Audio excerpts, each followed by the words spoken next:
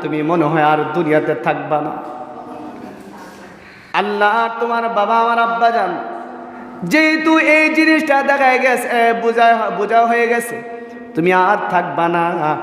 ডাক দে বলে, ফাতেমা রে, আমি আলীর কোনো যোগ্যতা নাই তোমাকে বিবাহ করার মতো। এ ফাতেমা, বলো তুমি আমাকে মাফ করে দিয়েছো কিনা? ফাতেমা, তুমি তো আল্লাহর ডাকে চলে যাইবা। এ ফাতেমা, দীর্ঘদিন তোমার সাথে আমি সংসার করেছি, তোমার চাহিদা অনুযায়ী আমি সব কিছু দিতে পারি নাই। আমি আলীর কাছে আসার পরে এক বেলা খাবার দিলে দ্বিতীয়বার খাবার আমি কোনোদিন দিতে পারি নাই। ফাতেমা রে, বলো তুমি আমাকে মাফ করছো কিনা? বলেন সুবহানাল্লাহ। আল্লাহর নবীর কলিজার টুকরা ফাতেমা ডাক দিয়ে বলে, স্বামী আমার, আমি জানি না আপনার মনে কেমন কষ্ট দিয়েছি, জানি না। আজকের পর থেকে আমি বিদায় হয়ে যাব। ও স্বামী, আপনি জানেন হাসাইন আর হুসাইনের জন্য আমার সবচাইতে বেশি মায়া লাগে। সুবহানাল্লাহ বলেন। আলীও কান্দে, ফাতেমাও কান্দে। এই মুহূর্তে হাসাইন আর হুসাইন দুনো ভাই ঘরের মধ্যে প্রবেশ করছে। আল্লাহু আকবার, আরো জোরে বলেন আল্লাহু আকবার। হাসাইন আর হুসাইন দুনো ভাই ডাক দিয়া বলেন, ও আব্বা জান, বলেন আপনি এমন ভাবে হাউ মাউ করে কেন কান্না করতেছেন?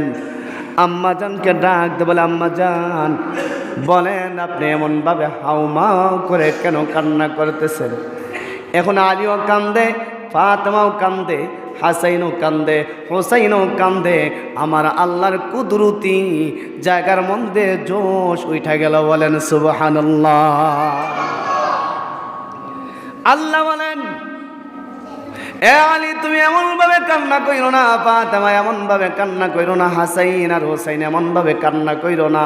কেননা হাসাইন আর হুসাইনের পাওয়ার কি জানো? হাসাইন আর হুসাইন কিয়ামতের দিন জান্নাতের ভিতরে সমস্ত যুবকদের লিডার হবে। সুবহানাল্লাহ। এ হাসাইন আর হুসাইন, তোমরা এইভাবে কানবা, আমি আল্লাহ কিন্তু সহ্য করতে পারি না। হাসাইন আর হুসাইন, শোনো, এটা দুনিয়ার নিজাম। মানুষ দুনিয়াতে আসতে পারে, যার যত বাহাদুরি আছে দুনিয়াতে করতে পারবে, কিন্তু দুনিয়াতে চিরস্থায়ী থাকতে পারবে না। কার কথা?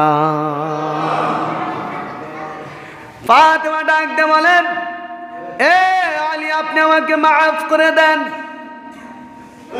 বলে, বিবি, আমি তোমাকে কি মাফ করবা বলো?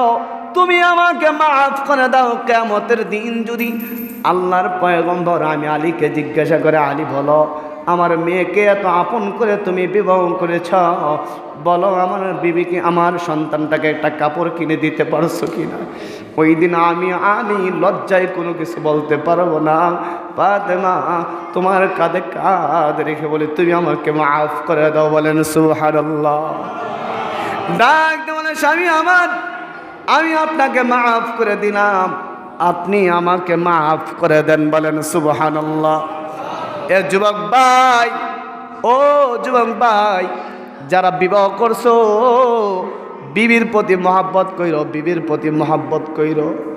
বিবিকে সময় দিও, বিবিকে সময় দিও। অনেক সময় এমন কমপ্লেন আসে, হুজুর আমাকে 10টা মিনিট সময় দেয় না, ঘন্টার পর ঘন্টা অন্য মেয়েদের সাথে কথা বলে। এমন লম্পট যুবক আছে কি না? জোরে বলে, আছে কি নাই? ঘরের মিষ্টি ভালো লাগে না, জিলাপির পিছনে দৌড়ায়, এমন লম্পট আছে কিনা? জোরে বলেন। আপনার নিজের বিবিকে সময় দাও, নিজের বিবির প্রতি সচেতন হও, নিজের বিবিকে সময় দাও। অন্য মেয়ের সাথে কথা বলে বলে তোমার অন্তরটাকে কালো করে দিও না। তোমার বিবিকে ফাঁকি দিতে পারবা একজন আছেন, তিনি কে? জোরে বলেন, তিনি কে? ফাতেমা কেমন মহিলা ছিল? ডাক দিয়ে বলেন, এ স্বামী, আমি দুনিয়া থেকে বিদায় হয়ে যাব, হাসাইন আর হুসাইনকে আপনার কাছে আমানত রেখে গেলাম। সুবহানাল্লাহ।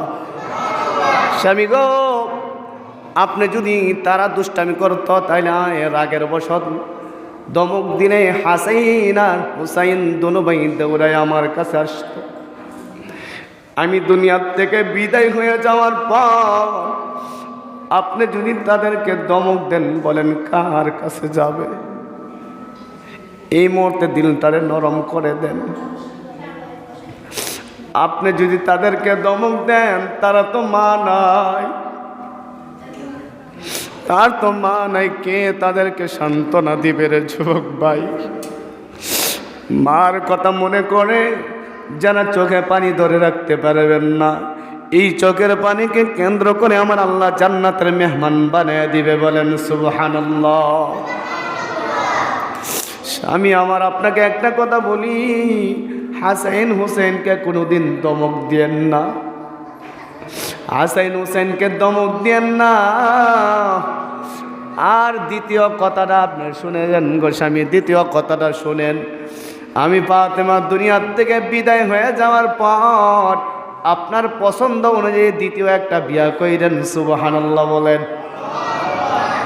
এখন আমার আর আপনার বিবি না, আগে নসিহত করে আমি মারা যাওয়ার পরে কিন্তু বিয়া কইরো না, ঠিক কিনা?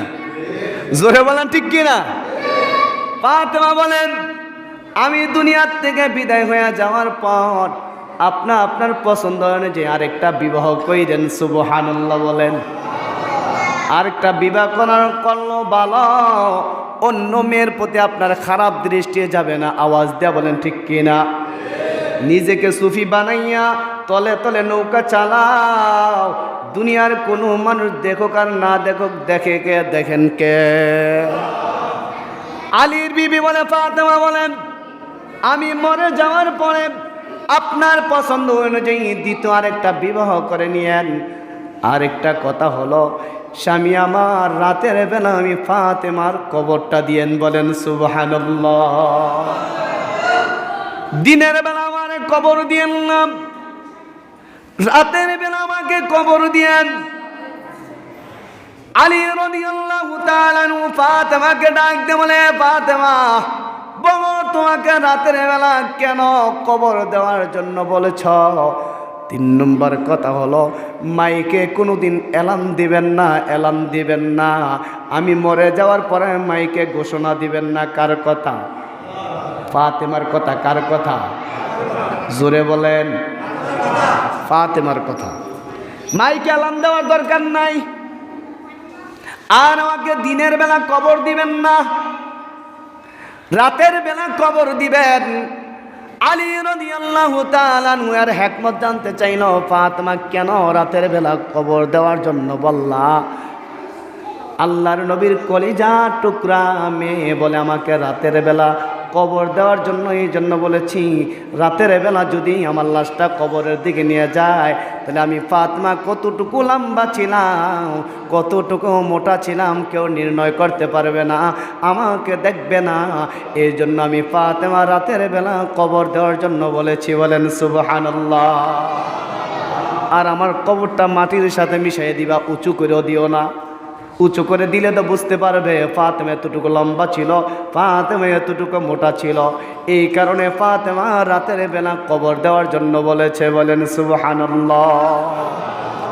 এ ইলাহি গর কে দুনিয়া গওয়াহ, তুমি দানি ও কুছ হাসতে গওয়াহ। এই দুনিয়াটা অস্থায়ী, এই দুনিয়াটা চিরস্থায়ী না। এই জন্য আল্লাহ বলেন, অস্থায়ী দুনিয়া পায়া যারা চিরস্থায়ীকে বলে যায়, তাদের মতো বোকা, তাদের মতো বোকার কেহ নাই। কার কথা? জোরে বলেন কার কথা?